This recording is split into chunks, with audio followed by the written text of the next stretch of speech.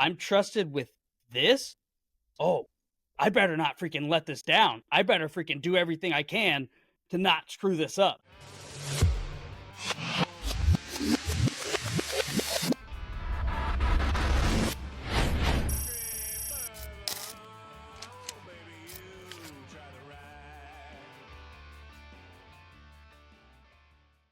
This week we have another incredible special guest. He is a former SEAL. He had a phenomenal Navy career, and now he is doing just great things in the community and preparing our next generation. I'd like to welcome Josiah Kauffman to the show. Josiah, how you doing? Great. Been pumped for the call and getting to catch up and dig into a few things together. So yeah, man, honored to be here. Awesome. So since I was only in NDOC for 265, they caught my eyes, needed to correct me. I was trying to sneak through. I didn't do a very good job. Happens, man. Happens. Yeah. So can you point to any memory in NDOC that maybe sticks out to you? There was a lot going on. We had some pretty wild instructors, but maybe there's something there that just...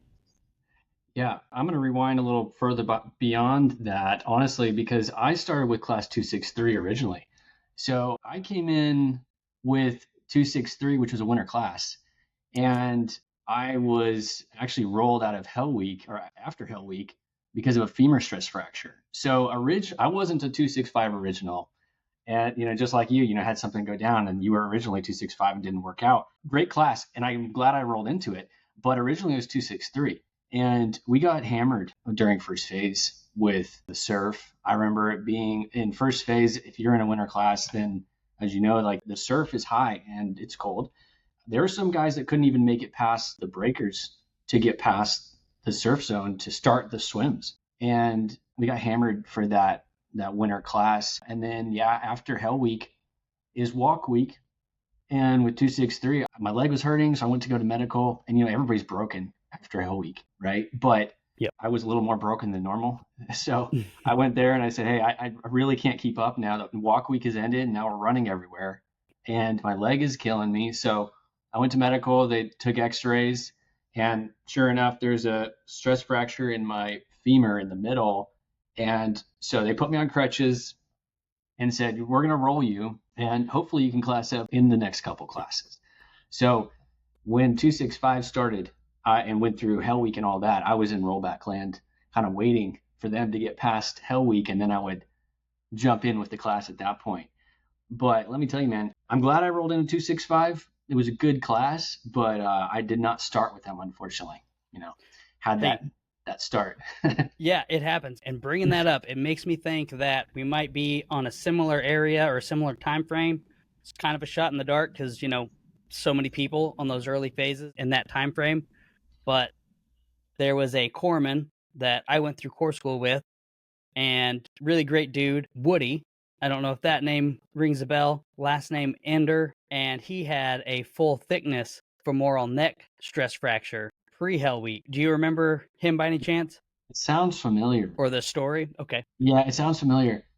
There were some every class, there's really broken people after. Yeah, it is. Absolutely. I mean, the amount of things that people are fighting through and they're mentally and physically pushing through is pretty incredible. Yeah, it was the most challenging thing I'd ever gone through, and probably for yourself as well. Even when you think that you're prepared physically, you're fast, you're strong, you've passed a PST, there's nothing quite like going through that week of hell. And that's what tests everybody, to be honest.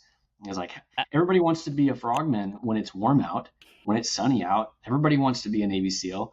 But as soon as it's like the sun sets and it gets cold and you're like, well, now I have to keep going. And then another crew of instructors roll in, right? And it's like, yep, okay, fresh and ready to push us.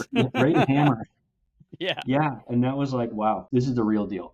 But I think that's why it's so important to have Hell Week, though, because then it really separates those who want it bad enough, who are willing to go through that, and those who say they want to be a Navy SEAL, but don't actually truly want it that bad. So I think it's a good test for everybody. Absolutely. And kind of in that vein, in that kind of area. So we all had an idea of what we thought a SEAL looked like, what a SEAL would be whenever we're, young, maybe a little bit more naive, just starting out fresh in training. How did Buds shatter that image for you, or did it at all? Yeah, the first Navy SEAL I saw was at boot camp, and I hadn't seen one before then. But they were the ones that worked out with you, the guys that were at RTC. And then when I showed up at Buds, it was Instructor Echegaruga, I think his name was. Yeah. Big old dude. First, you're right, real Navy SEAL. That's who I met when I checked in on the quarterdeck, right? It's like that's a Navy SEAL right there, He's a tank. right? Dude, Huge. yeah. Massive. So it was like the stereotype fits. Yeah. And then all the instructors that were there during our time had just come back from deployments, right? This was like early 2000s. So they had just seen combat. A lot of them were combat veterans, basically, who came to then have their downtime at Buds, and then they just came in as savages. And so I think initially I was like, yes, this is exactly what I expected. And this is what I want. This is the community I want to be a part of. And, even at Buds, it's like, well, this is not being a SEAL. I think some people think that when they arrive at Buds, it's like, now I'm a Navy SEAL because I'm in this Navy SEAL training. You have not become a SEAL yet. So you don't even know what that job is like. So when you arrive there, you're going to see Navy SEALs, but realize that you are not one of these yet. You have not paid your dues. You haven't earned your place at the table yet. So if you want to become them, you have to go through the job interview. And it was like, well, here I am. I want to become them. And so when I saw these instructors who had just come back from combat, and that is exactly what I want. I signed up for this, right? I don't care how bad it gets. If my body breaks, it's one thing, but I'm not going to quit. Absolutely. That was my mindset. Absolutely. And I think that's a major common thread that it takes to kind of get people through. And I think you're touching on some pretty interesting pieces, and I think they're all going to kind of like flow through the rest of this. Is you were talking about, hey, we just came back from combat. They were Task Force Bruiser. They were the ones with all the major GWAT SEAL lore that it's coming out of, and first SEAL influencers, if you will, coming out of there. But at the time, there was not as structured of a professional development curriculum that kind of helped keep people on the same page. So how do you think that kind of played into training then versus training now? It was interesting because I did go back as an instructor. You spent some time as an instructor, second phase, and they brought in a lot. When I came in as an instructor, there was a lot more mentorship. There was a lot more professional development and all that. But the standards had not changed. So Hell Week was still Hell Week. The evolutions of Hell Week were pretty much the same as before. If anything, they can now track people even better. So the standards actually got more challenging because now there's a paper trail. Everything you do, your performance is evaluated. The peer evals are really looked at as well to see what your peers say of you. So I think from a professional level, the selection has just gotten just a rung up in every way. So I think the product coming out of even just saying Buds itself is better than what we went through. I think they're bringing out a better product, and not just with the training and all of that, but just in the quality, because they're infusing that with mentorship along the way. And I think that is creating a better warfighter at the end of the day, professional. And instead of the older culture of kind of do our own thing and maybe some loose cannons, it is we are a professional fighting unit. And in order to get the jobs that we want, to do the missions overseas that we want to get, we're going to have to maintain and build our reputation. I think they've done a very good job at creating a fantastic product, which is what is expected of this pipeline. So I think over the years, they've honed it, and the standards have stayed the same. And honestly, I think that's a good thing. I don't think they should water it down. And then they've made it even more challenging for guys that are, if their character is out of line, they're going to leave, because character is now one of the first things they look at a candidate when they want to put them through the pipeline. It's not just, is he a physical beast, but is his character above board? Can we trust him? And that's what we're looking for. Yeah, you hit on some huge points there. And those are some things that I remember just throughout my career, is the transition, if you will, or the focus, maybe not transition, but looking for that candidate who could work in the embassy on one day and then go out on combat missions and be known to do the right thing in both scenarios. Not your break glass in case of war, just knuckle dragging smash everything, but kind of finding that blend of a candidate that can play both roles and play them well. Yeah, professional warfighters is what they're building. Yes, it's pretty great. So kind of going from there, so we kind of talked, hey, did buds kind of shatter that for you? Now going from buds to your team, what did that transition look like for you? Did that have any big paradigm shifts for what you were looking for, or did you kind of find yourself, hey, this is what I expected? I showed up to SDV Team One in Hawaii. That's where I got orders to, as my first command. And we rolled in, me and a few new guys, to the platoon. And what I was kind of expecting was a soft start, right? And where it's like you show up to the command and there's like a progression of you need to go through all these schools and pro dev and work up, and it's going to take a long time, and you need to build your reputation. You might even get your trident pulled initially to prove yourself, maybe some hazing. There was none of that. It was, here's the standard way up here. You better meet it or you're not going to be deploying. It was basically you need to perform. And so it's very professional at that command. And reason being is there's a mission set that's very, very challenging. And you have to be locked on when you're doing the SDV ops. Just the nature of the mission set. There's only 4 guys that are on an SDV when they go out and do a mission. There's not a whole platoon. You don't have a ranger battalion at your doorstep in case things go south. It's you and maybe 3 other guys. So with that intensity of the mission, I think that's what keeps it very, very professional, and you have to step up pretty quick. I think that was really good for me. I was very young. I was 23 when I showed up at the command, so on the younger end, and they required that you step up very quickly. And so I had expected it to maybe take a little time to prove yourself and to get the quals and all that. It was like you show up and you got to perform right away. You need to perform. So then I got sent to the schools that a lot of guys get to go to build the quals, which was great. I loved all of that. And SDV school, learning how to drive the mini subs, another experience in itself. But I loved every minute of it. And I think when you're expected to perform at a very high level, it's like pro sports, you're expected to perform up here. That's the standard. So those that don't meet it are going to be the outliers. And it encourages excellence very quickly. And as a young operator, I think that's what you want. You don't want to be like, okay, we're going to expect the new guys to be low performers. We're going to give them all these like tasks that really don't matter. It's like, no, we're going to give them your job. You're going to be taking over department as department head right away.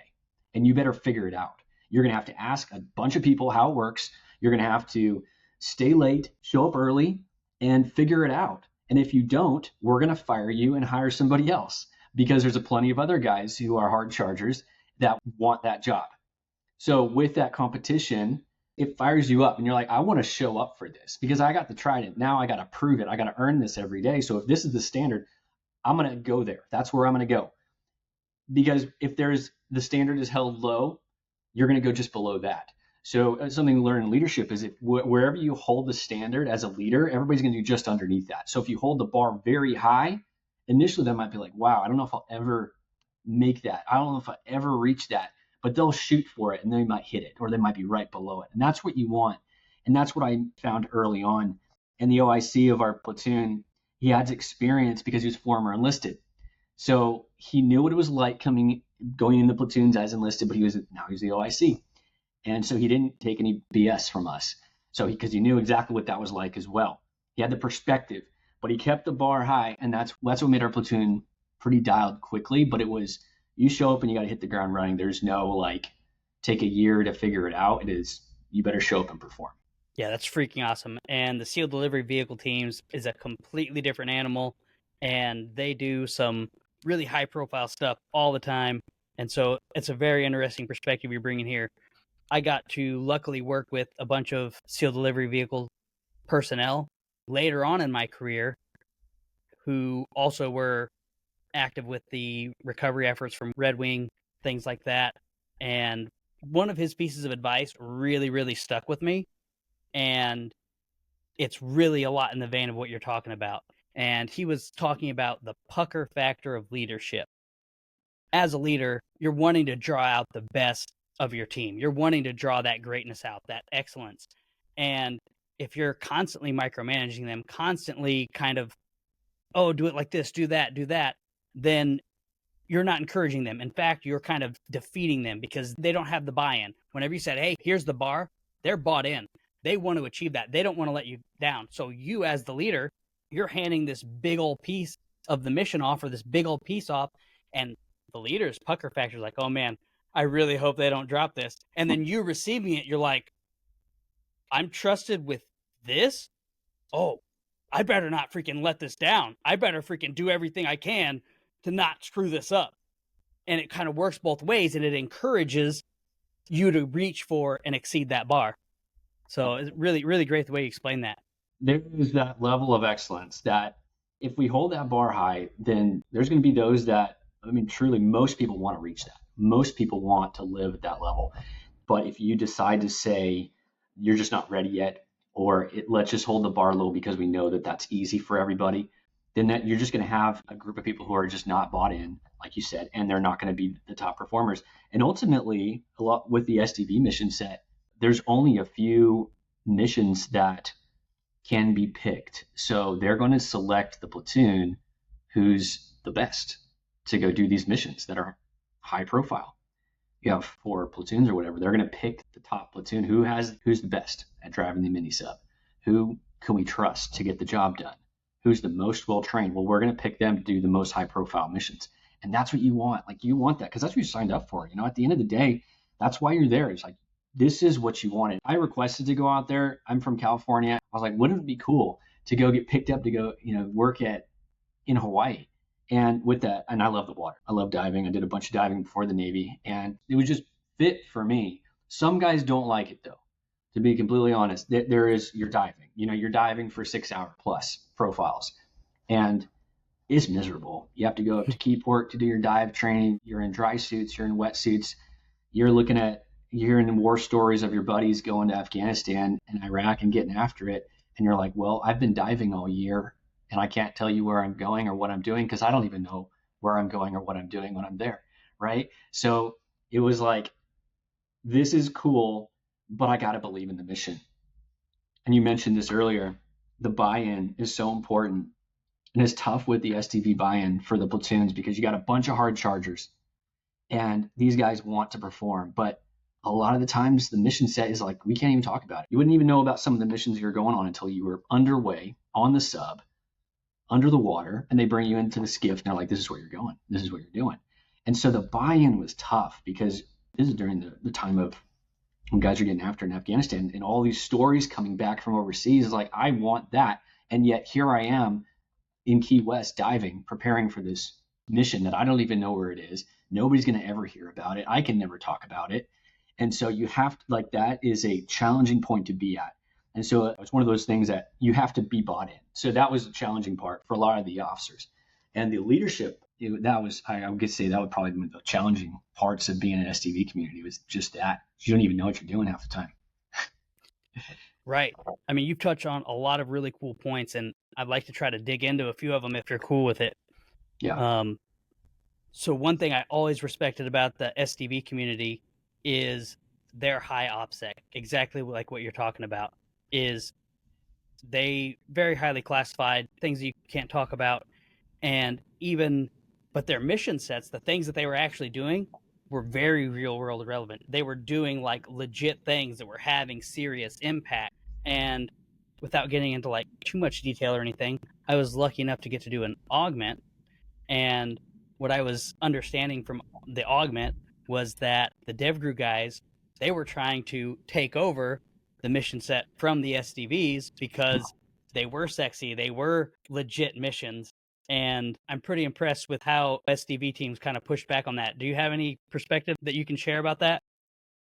Yeah, it was interesting. Obviously, the mission set itself is unique, and there's a certain amount of people who want in on that type of action. If you think about it, that's the bread and butter of a frogman, right? You're going in and out diving to your mission, to your target.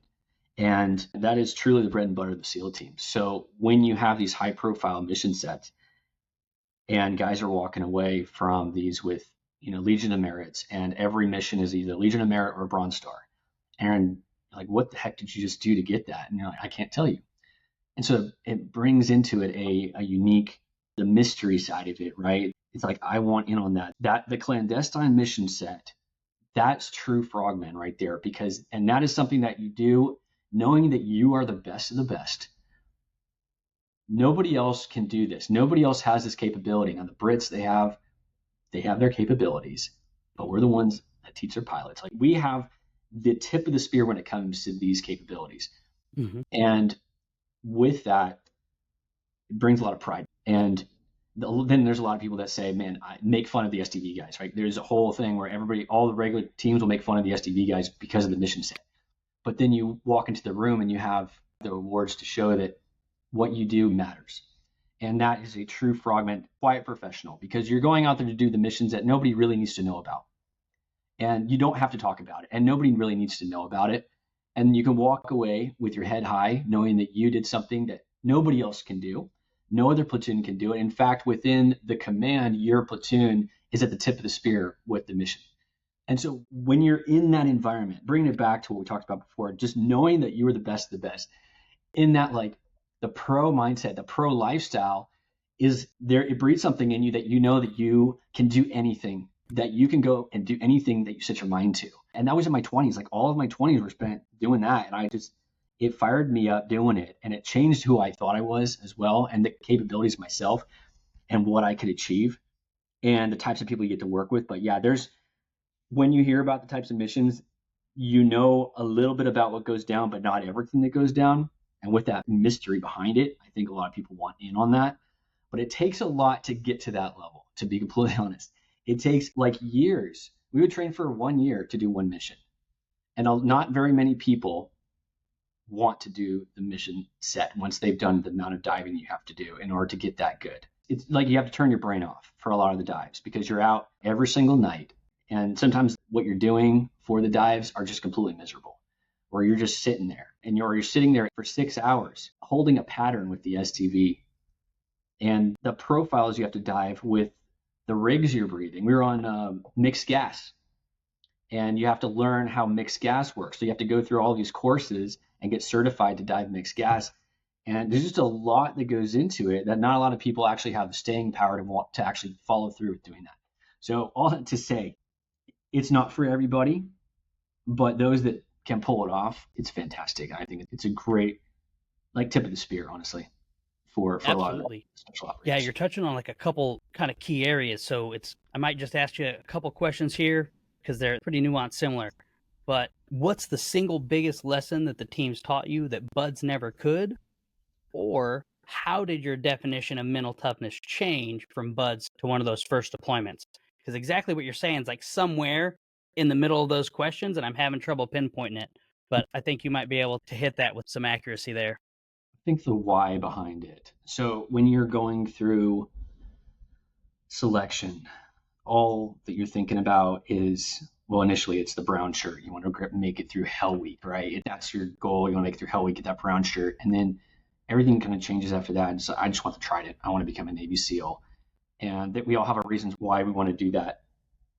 But when you earn that trident, you walk into the platoon space, you realize there's some really big shoes to fill. And that there's really not that many operators. It maybe seems like everybody's a Navy SEAL and they're all over the place. But when you walk into the platoon space, you realize they're just a handful, and they're in that room with you, or they're in the sister platoon across the way, whatever it might be. So you realize, wow, okay, now it all makes sense of why the selection was so hard. Because we're going to be asked to do things that nobody else is asked to do. So with the mission set and everything that's going to be asked of you downrange, being able to make calls on the fly, and we're just doing the types of missions that we're doing, regular SEAL teams, SDV, whoever it might be, there is going to be that core group of guys that you can trust. And when you learn that in buds, you got to stick with your buddy, right? But when you get into the platoon space, you realize it's a lot deeper than that. And you finally start feeling the brotherhood when you get to that platoon space. And then you realize it's a lot bigger than you ever realized. And stepping into those shoes, you realize it's the serious job. This isn't just like I get to show off on the beach with my muscles, right? And I can tell everybody I was a Navy SEAL. And it's all about pride and all about me. It's like there is so much more going on. You realize you have stepped into the arena as a pro.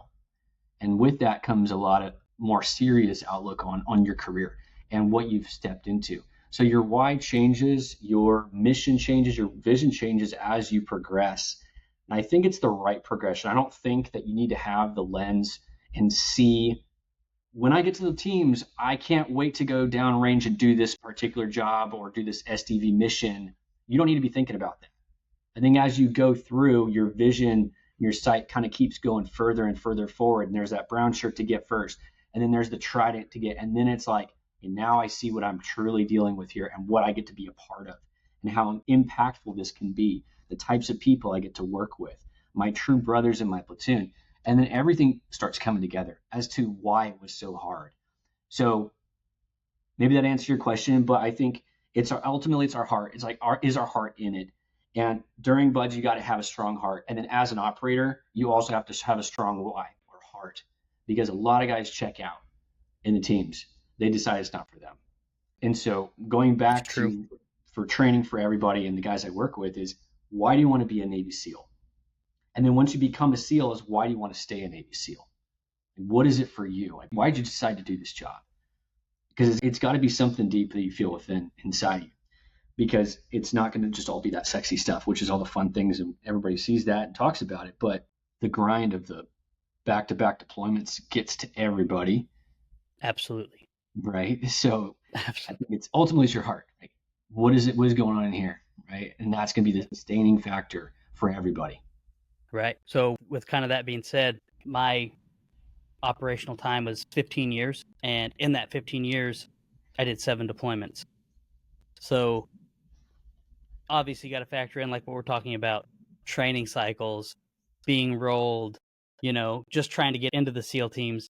And so I did a lot of back-to-back. So I did like portions of ULT or just come back and do ULT and then kind of go back out the door. But I guess where I'm going with this is my last 2 deployments were to South Korea. And for the first one especially, it was during kind of a peak of some of the geopolitical conflicts and tensions. How about tensions? There was, like you're talking about, getting pulled into a skiff, hearing these briefings, hearing just how close things are getting, and going to Afghanistan, things like that. People getting hit by IEDs and getting their kind of junk blowed off and like mangled up just from like the shrapnel.